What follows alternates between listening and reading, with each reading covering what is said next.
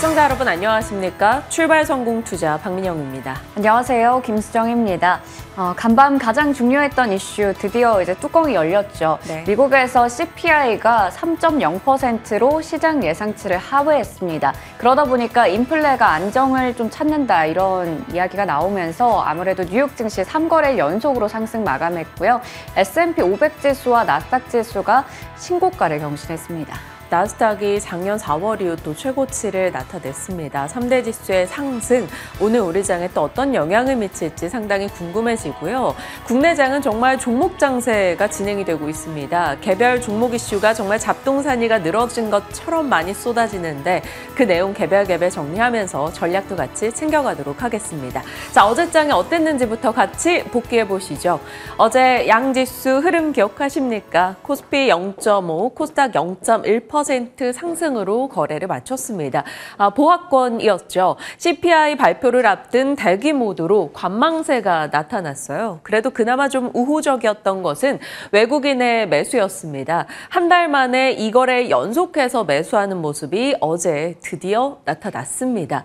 자, 어제장 가장 눈에 띄는 이슈였다라고 본다면 에코프로 그룹주 실적 발표 이후 예상을 하회하자마자 주가가 빠졌다라는 거고요. 그것을 동시에 고스란히 받아갔던 쪽이 바로 셀트리온 그룹주가 될 것 같습니다.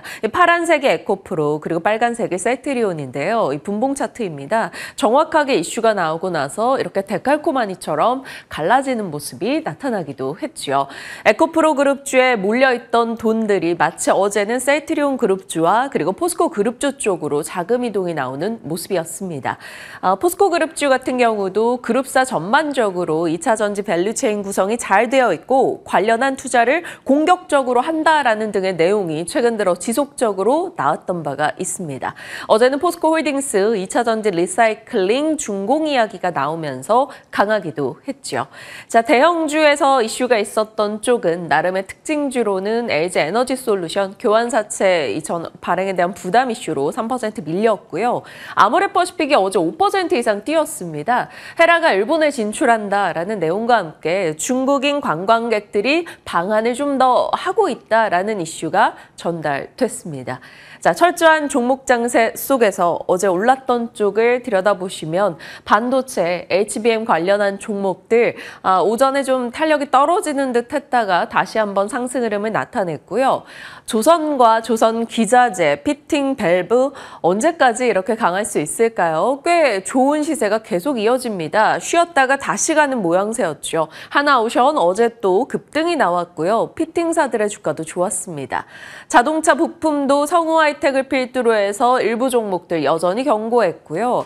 조선이 좋다 보니까 해운 업황에 대한 기대감까지 같이 불러일으켰습니다. 어제 해운주도 강세였죠. 미용기기 상승, 그리고 포스코그룹, 셀트리온 그룹이 견고했습니다. 자, 반면에 어제 밀려난 쪽에서는 2차 전지요. 일단 LG 에너지 솔루션이 빠지면서 셀 업체 주가도 살짝 내려가는 듯 했는데 엔솔로 하락이 거의 집중됐습니다.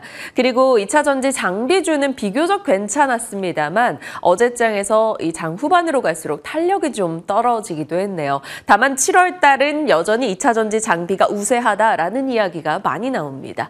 자, YG엔터는 어제 그냥 썰이 있었죠. 그러면서 주가가 좀 많이 밀려나기도 했었는데요. 오늘 추가적인 하락이 있을지 어떨지 좀 지켜봐야 될 것 같고요. 하이브도 엔터사 내에서 어제 같이 밀렸습니다. 다만 이제 내일이면 또 전국에 솔로 앨범 얘기가 있기 때문에 그 부분 모멘텀을 받는다면 또 주가가 어찌 될지 모르겠습니다. 자, 손해보험주 어제 밀렸고요. 전력설비 LS 일렉트릭 제외하고 어제는 다 같이 하락으로 돌렸습니다. 그리고 GS건설 여전히 하락세 이어갔고요. 드론주도 떨어졌네요. 자, 어제장에 복귀였습니다.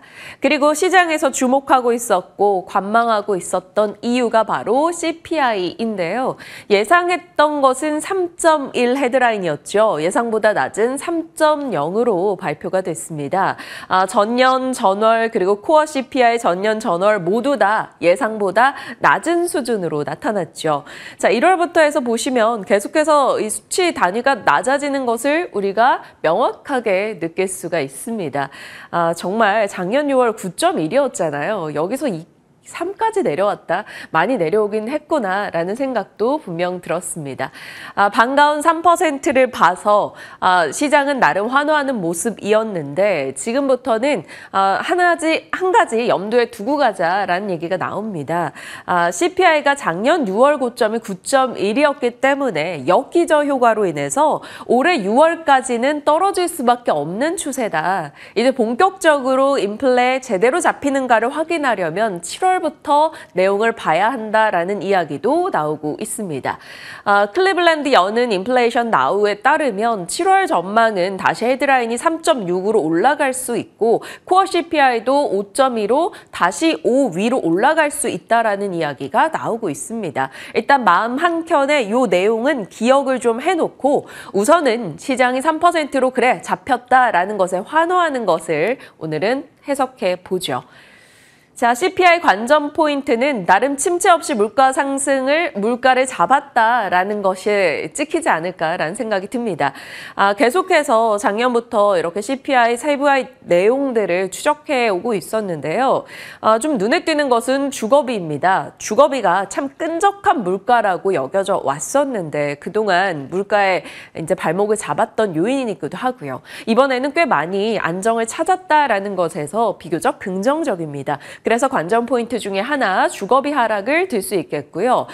중고차 가격이 2달 연속해서 오르길래 이게 CPI를 자극하지 않을까 걱정을 했었는데 이번 달에는 확 꺾인 것을 우리가 확인할 수 있습니다. 그래서 중고차 가격 떨어졌다라는 것도 포착이 됐고요.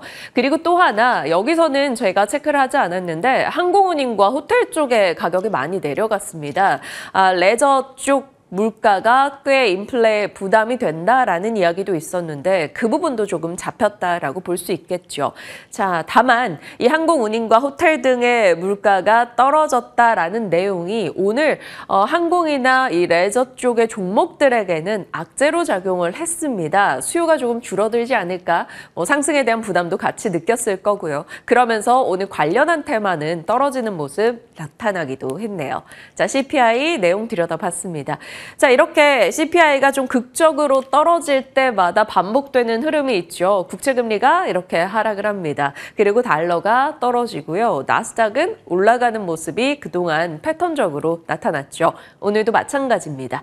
자, 일단 CME 페드워치상 7월에 25bp 인상 확률이 올라갔습니다. 이거 잘못됐네요. 인상입니다, 여러분. 오타. 25bp 인상 확률이 안 그래도 높았는데 더 높아졌습니다. 그런데 인하 가능성이 이제 원래는 내년도 5월경으로 주 초반에는 좀 더 강하게 퍼센테이지가 반영이 됐었는데 인하 가능성은 조금 더 앞당겨져서 내년 3월경으로 당겨지고 있습니다. 연준의 긴축이 고강도로 이뤄질 가능성은 이제 거의 없다라고 보는 게 시장의 중론이고요. 7월 달 25bp 인상 한 번 정도 하지 않겠느냐 여기에 시장은 초점을 맞췄습니다. 자, 글로벌 원샷입니다.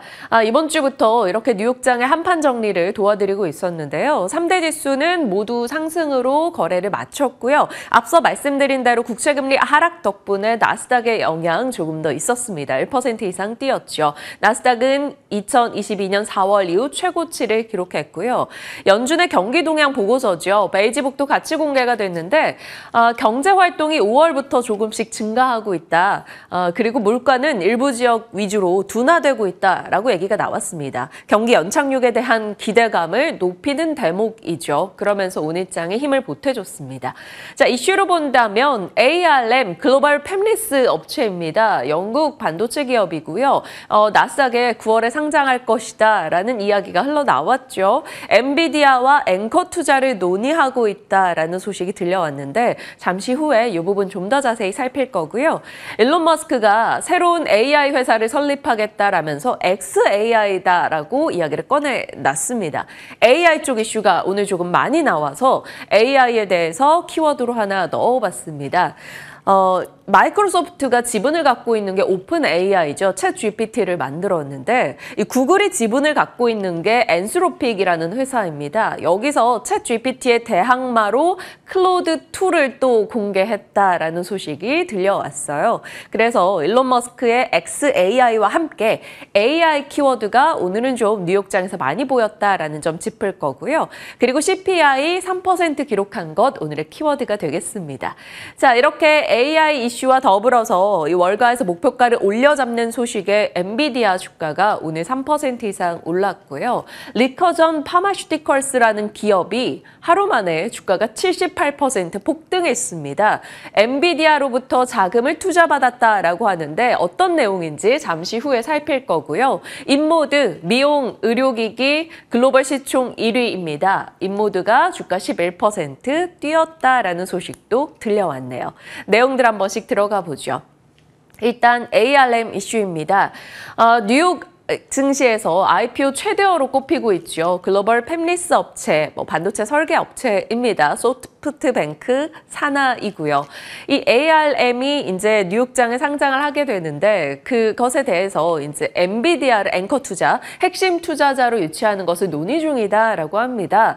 엔비디아를 핵심 투자자로 유치하게 된다면 다른 투자자들 더 땡겨오기 쉬워질 것이고요. 엔비디아와 엮였다 당연히 AI가 묻을 것입니다. 그러다 보니까 당연히 이 소프트뱅크 측에서는 엔비디아를 앵커 투자자로 끌어오고 싶겠죠. 그게 조금 이슈가 되면서 ARM 상장이 임박했구나라는 시장의 기대감이 올라가고 있습니다.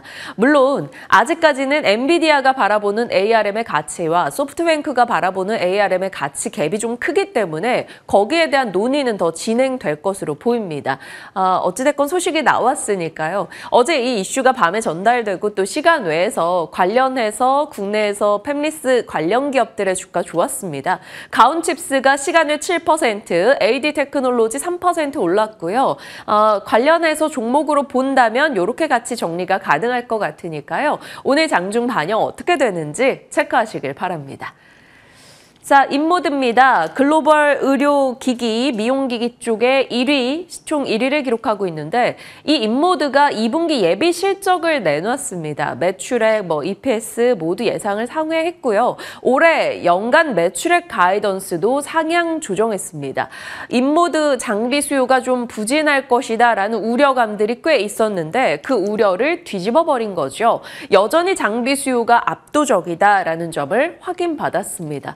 그러면서 오늘 주가가 11% 급등하며 거래를 마쳤고요.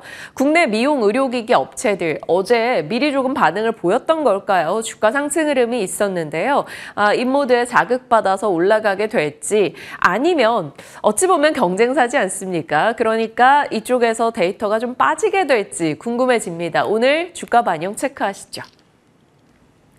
자, 뉴욕장에 시세가 있었던 쪽을 본다면 UAM과 드론, 조비에이션 이야기 나오고 나서부터 종종 이렇게 상승권역에 이 드론 UAM 쪽의 종목들 올라가네요. 오늘 장에서도 상승률 상위권 맨 앞단 쪽에 자리를 했었습니다. 국내에서 UAM 드론주 또 탄력받을 수 있을지 어제 장에 사실 드론주들이 다 밀렸기 때문에 궁금해지고요. 앞서 말씀드린 대로 여행, 레저, 항공 쪽의 주가가 오늘은 다 밀렸습니다. 상반기에 50% 혹은 일부 카지노나 크루즈 종목들은 100% 이상씩 올랐던 종목들이라 오늘은 다 같이 하락을 했습니다. 항공 렌터카, 여행 테마 떨어졌고요.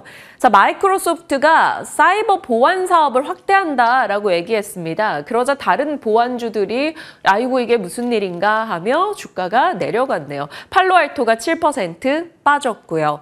태양광에 대해서 긍정적인 레포트가 나왔습니다. 레이몬드가 썬파워 주가 하락, 상반기에 50% 밀렸는데 너무 과도했다 하면서 강력 매수 의견을 냈어요. 그래서 오늘 모처럼 태양광주 흐름이 좋았네요. 인페이지가 요즘 상승권역에 자주 이름을 올립니다. 대형 태양광 업체로서 인버터 종목이죠. 오늘 5%나 뛰었습니다. 자, 전기차는 리비안이 6월 27일부터 계속 오르다가 하루 빠지더니 오늘 또다시 올랐습니다. 에버코어에서 모두가 원하는 전기차다라는 이야기를 내놓은 영향이고요. 반면에 반면에 루시드가 11%나 급락했습니다. 2분기 차량 인도가 예상을 하회했다라는 소식에 밀려나기도 했네요. 그 밖에는 전기차 밸류체인 나쁘지 않았습니다. 앨범알까지 같이 올라갔네요. 자, 전체적인 시장 보시면 빅테크 쪽 일단 리밸런싱 이슈로 인해서 한동안 조금 약한 듯 했는데 오늘 장에서는 다시 한번 힘을 내네요. 메타에 대한 긍정적인 얘기는 계속 나옵니다. 3거래 연속해서 상승, 스레드 1억 명 가입을 넘겼다라면서 오늘도 3% 정도 상승세가 나타났고요. 월가에서 증권가에서 곳곳 목표가를 올려잡는 보고서도 나옵니다. 그리고 엔비디아도 월가에서 긍정의 시각 나오면서 주가 탄력 키웠고요. 앞서 ARM 이슈도 같이 영향이 있었네요.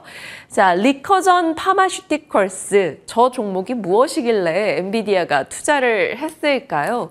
의료 AI 쪽, 바이오테크 쪽이라고 보시면 되겠습니다. 생명공학 기업인데요.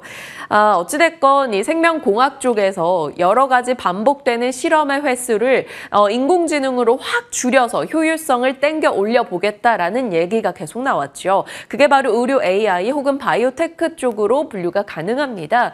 그쪽의 대표적인 기업 중 하나인데 엔비디아가 5천만 달러를 투자해서 AI 신약 개발을 촉진하겠다라는 이야기를 내놨습니다. 그러면서 그 업체 사이트에 이렇게 공시가 됐었고요. 주가가 78% 뛰었습니다.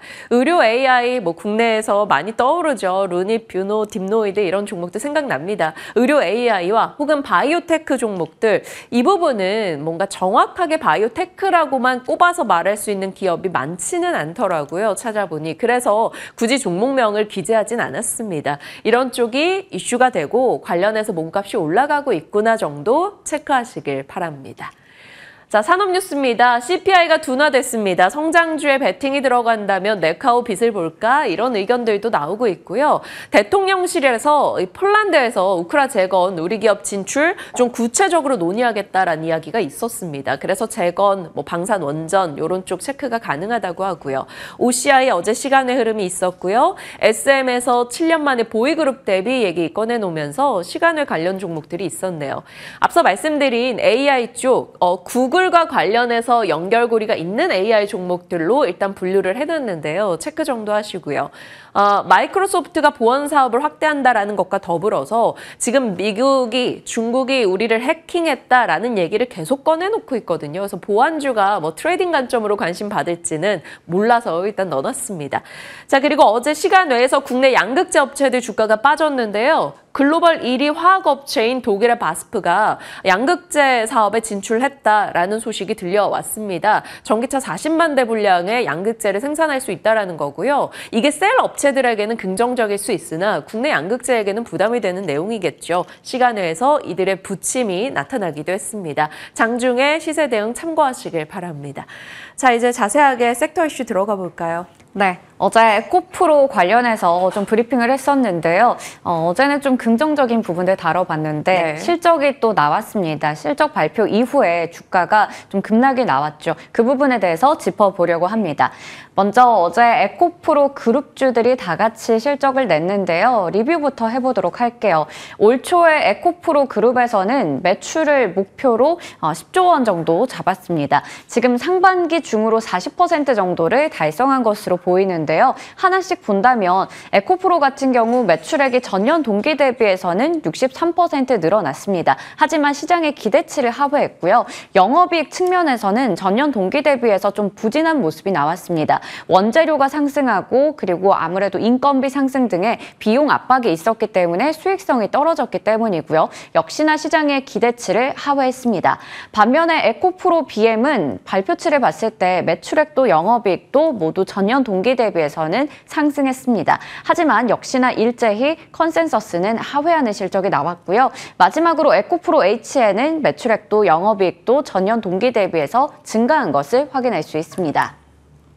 우선은 에코프로가 매출액은 괜찮았지만 영업이익이 좀 부진했죠. 특히나 이 수익성이 악화됐다라는 측면이 나오면서 실적 쇼크에 주가가 5% 넘게 급락이 나왔습니다. 그러다 보니까 에코프로 BM과 HN은 전년 동기 대비해서는 호실적을 나타냈음에도 불구하고 역시나 같이 하락세를 이어갔습니다. 이 부분도 어제 보여드렸던 연초 대비해서 주가 흐름이 될 텐데요. 올해 들어서 840% 넘게 올라와 있는 상황이었죠.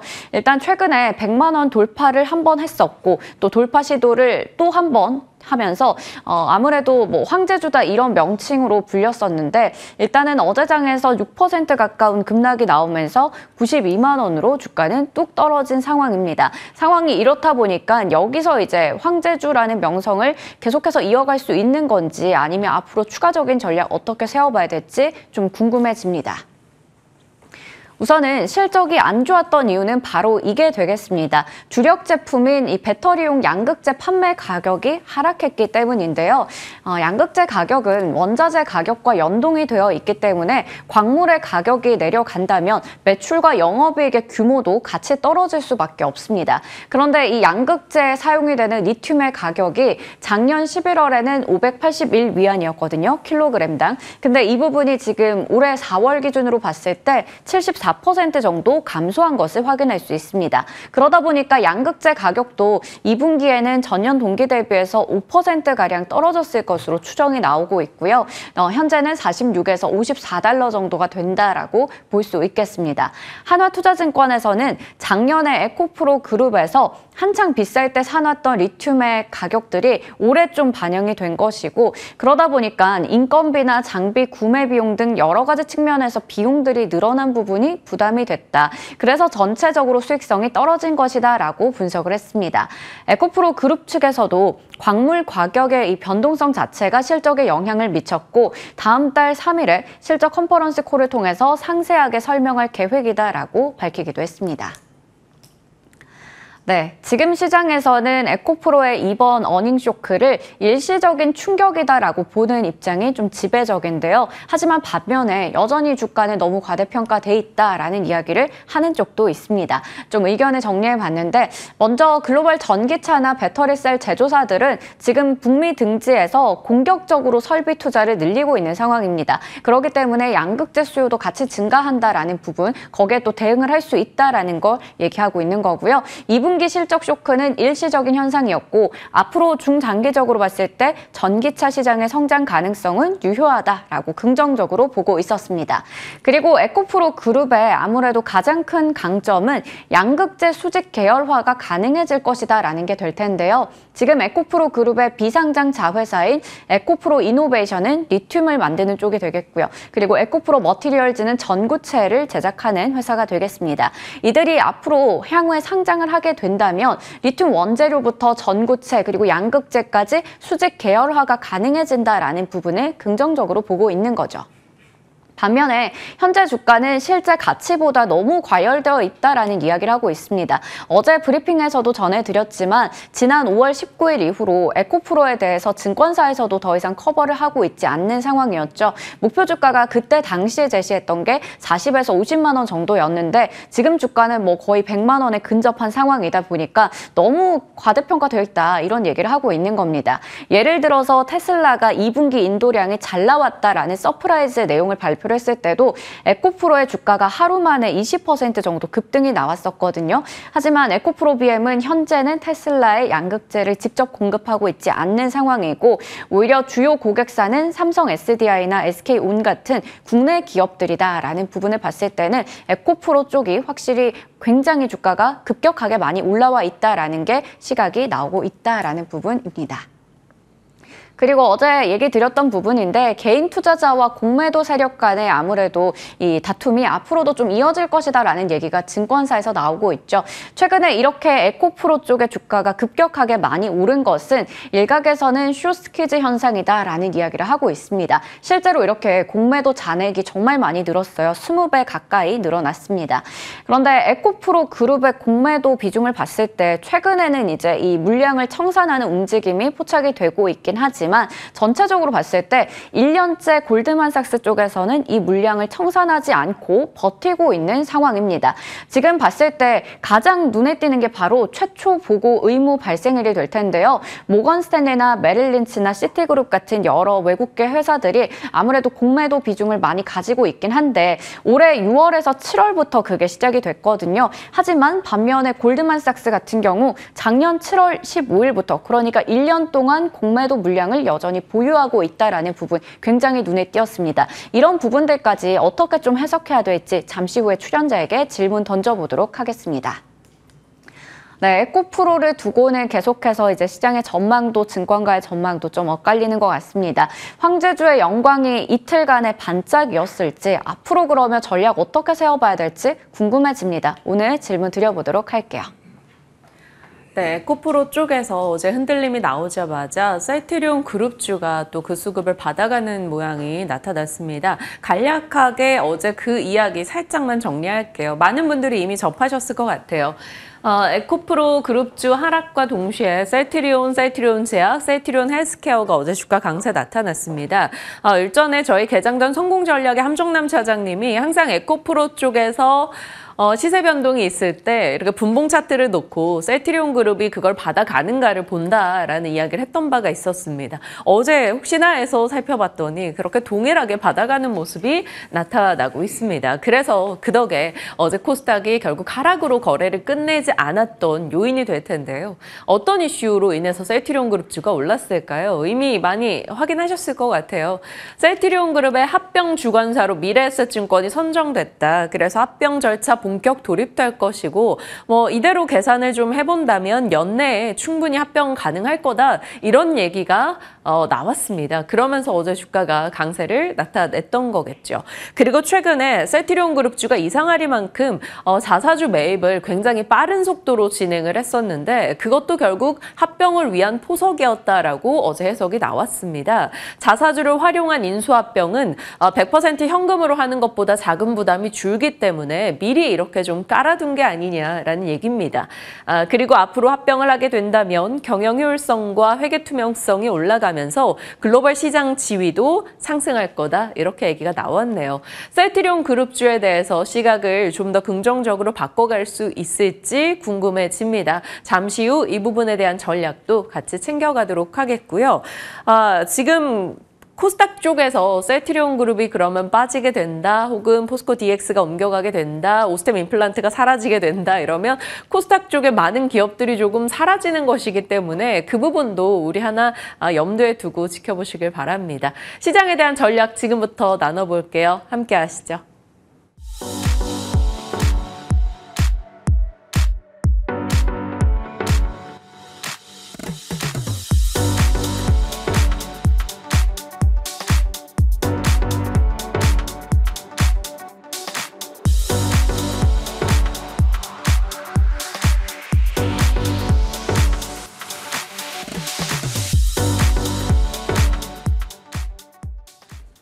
시장에 대한 전략, 오늘은 사영관 차장과 함께합니다. 차장님 어서 오세요. 네, 안녕하세요. 네, 안녕하십니까.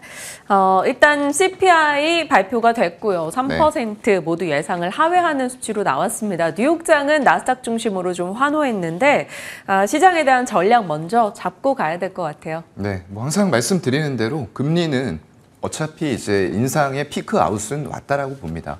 그래서 지금 시장이 굉장히 위아래로 변동성 키우잖아요. 그 이유는 시장 참여자들은 연내 연준이 금리를 인하해 주기를 자꾸 기대하고 있어요. 근데 연준은 그렇지 않습니다. 지금 어제 발표된 베이지북만 본다고 하더라도 조기 금리 인하는 없다. 인상을 멈출 예정은 없다라고 한 번 더 얘기를 했어요. 그렇다 보니까 이게 서로 좀 상충되고 있는 것 같아요. 미리 시장 참여자들의 기대를 반영하면서 시장은 굉장히 단기간에 급속하게 올라왔습니다. 그런데 거기에서 연준의 금리 인하가 연내로 실체화되지 않으려는 발언들이 계속 지속이 되다 보니까 이제는 조금 수익 실현을 해야 될 땐가? 라고 생각을 하는 그런 분위기 때문에 시장이 지속적으로 더 상승하지는 못하고 있는 거죠. 하지만 분명한 것은 금리 인상이 계속 지속이 될 거다라는 부분들 지금 2번 정도를 예상을 했어요. 네. 그런데 그리고 점도표도 올라 있잖아요. 하지만 이번 7월에 인상하고 나는 거는 확정적입니다. 거의 25bp는 확정적인데 그 이후에도 과연 지금 나오는 CPI라던가 물가지표 그리고 고용지표 이런 것들로 봤을 때 추가 인상할 수 있을까라는 가능성은 상당히 줄어든 것 같아요. 네. 그렇게 예상을 한다라고 봤을 때는 다시 한번 지금 나스닥 같은 경우에도 전고점 넘기는 파동이 또 나왔어요. 그렇다 보면은 결국에는 단기적으로는 기술주들이 다시 한번 올라갈 수 있는 모멘텀을 장착을 했다라고 보이고요. 또 대형주 단 코스피나 이런 쪽에서도 나쁘지 않아요. 왜냐하면 반도체가 시황과 업황을 먼저 앞서가면서 또 AI 반도체, HBM 같은 고대역폭 메모리 이런 쪽들이 선방을 해주다 보니까 반도체가 크게 움직였고요. 거기다가 또 하나의 축이 조선이라던가 이런 쪽들도 굉장히 주가가 끊임없이 올라가고 있는 모습들을 보여주고 있기 때문에 양쪽 시장 모두 저는 조금 긍정적으로 바라보는 게 맞을 것 같다. 라는 의견을 드리고 싶습니다. 그러면 반도체나 조선과 같은 섹터를 보유하고 계신 분들이라면 그대로 홀딩하는 전략일까요? 네, 홀딩 전략이죠. 그러면 네. 반도체 내에서 탑픽은 혹시 뭘 보고 계세요? 오늘 뭐 네. ARM 이슈도 있고 하다 보니까 네. 펜리스 쪽에 관심이 맞아요. 시간 외에서부터 좀 있더라고요. 네네. 아무래도 저는 이제 항상 말씀드리는 게 IP 설계 기술 보유한 칩셋 미디어 네. 같은 기업들에도 좀 관심이 많고요. 그리고 후공정 쪽 최근에 많이 올라오고 있는 두산 테스나라던가 이런 쪽들에 대해서 좀 관심을 가져보는 게 좋을 것 같습니다. 저희 시간 통해서 일단 좀 소외됐었던 반도체에 대한 전략들도 꽤 많았었거든요. 두산 테스나도 이미 나왔던 종목이기도 한데 좋은 시세가 나서 또 반갑기도 합니다. 말씀 주신 대로 칩셋 미디어나 혹은 두산 테스나 이런 종목에 대해서 여전히 긍정의 시각 유지하고 가보도록 할게요.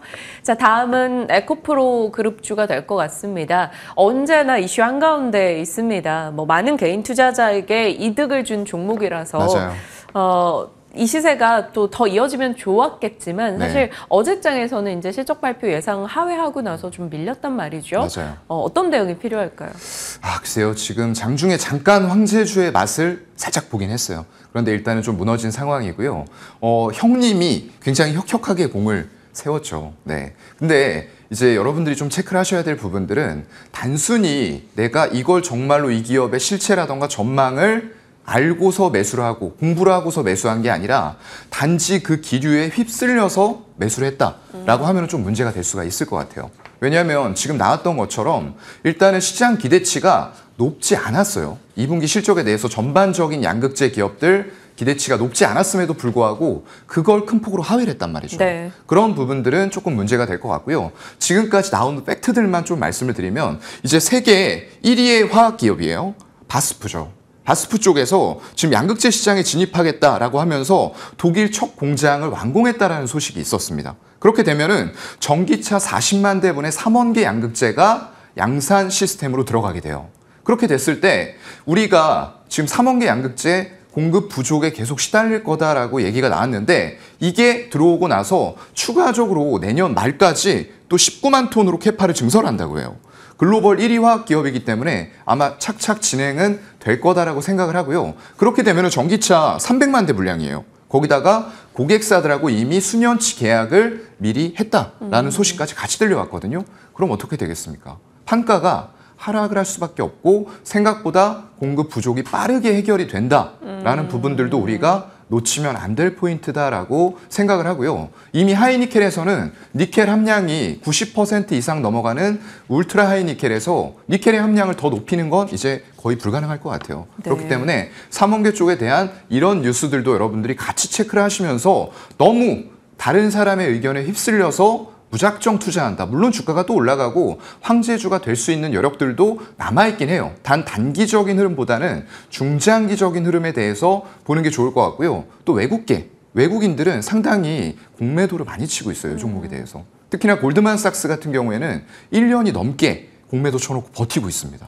그 외에도 뭐 시티그룹이라던가 여러 군데에서 지금 공매도를 하고 있는 만큼 그들이 개인들보다 정보력이 떨어지진 않을 거거든요, 솔직히.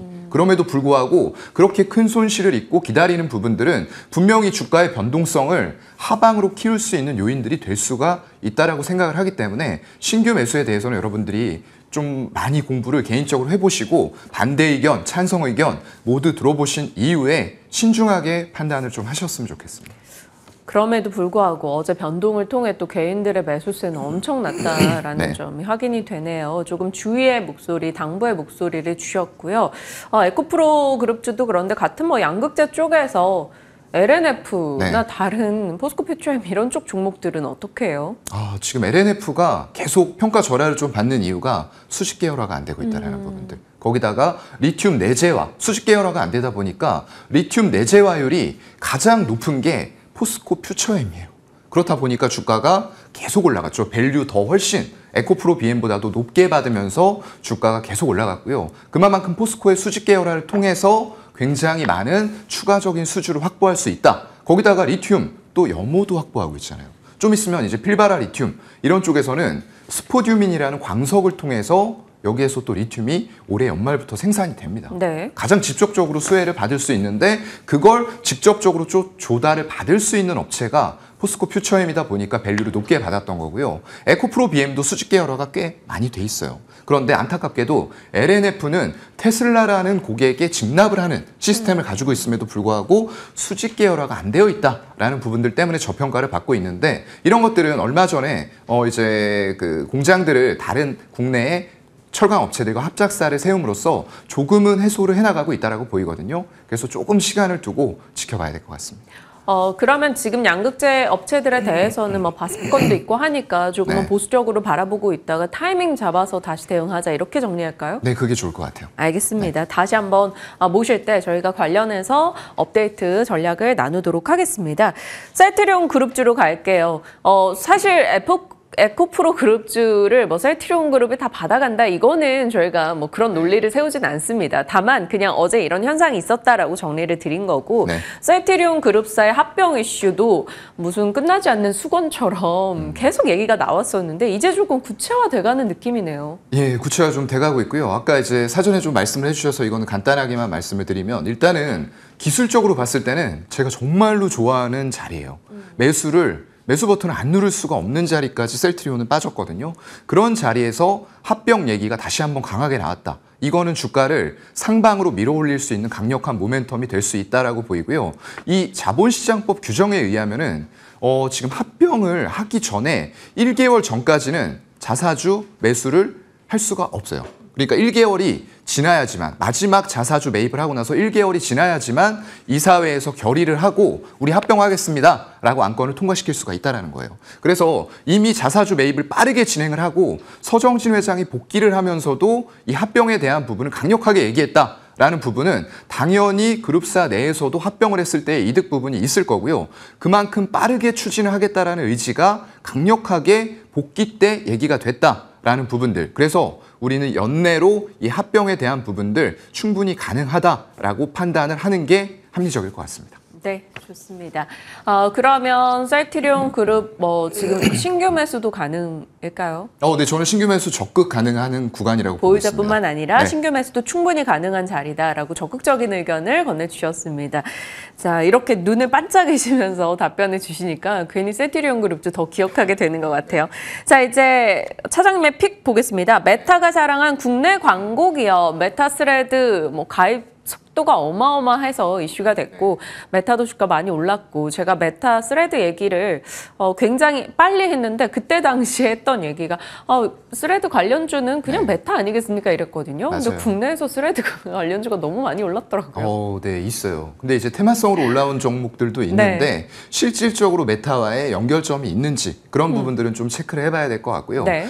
제가 말씀드릴 기업은 인크로스라는 기업이에요. 인크로스. 예, 다른 기업들 물론 조금 더 변동성을 키우는 종목들도 있기는 해요. 하지만 이 기업 같은 경우에 지금 4년 연속으로 메타와 에이전시 어워즈 수상을 했어요. 그게 현재까지도 이어지고 있기 때문에 파트너십은 계속적으로 진행이 되고 있는 그런 상태고요. 여기에서 또 우리가 이 종목에 주목을 해야 되는 이유는 업황 그리고 너무나도 안 좋은 실적 이런 것들로 봤을 때 항상 이제 가치 투자의 대가인 분들이 말씀을 하시는 게 안 좋을 때, 최악일 때 모두가 피할 때 사라. 라고 말씀을 하거든요.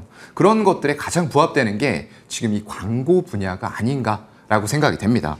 그래서 최근에 대표이사 변경이라던가 이런 이슈들도 있었는데 내부에 적임자를 선임을 하면서 이런 것들은 해소가 됐다라고 보이고요. 지금 당장 메타가 여기에다 광고 집행을 하진 않을 것 같아요. 이미 얘기를 했습니다. 당분간은 광고 없이 우리가 이걸 안정화시키고 최적화시키는데 더 심혈을 기울이겠습니다. 라고 얘기를 했기 때문에 당분간은 붙지 않겠지만 결국은 지금 이런 상황들 경기가 굉장히 침체가 될 거다라고 얘기를 하는데 고용지표 잘 나오고 있어요. 시간당 임금 계속 상승하고 있는 가운데 오히려 물가는 떨어지는 이런 상황으로 가면은 결국에는 경기는 연착륙할 가능성이 높다. 그렇게 되면은 아까 말씀드렸던 대로 기술주의 상승이 보이겠죠. 그런 과정에서 그동안 상대적으로 밸류가 깎였고 저평가를 받았던 광고 업종이 다시 한번 주목을 받을 가능성이 상당히 높다라고 보고 있습니다.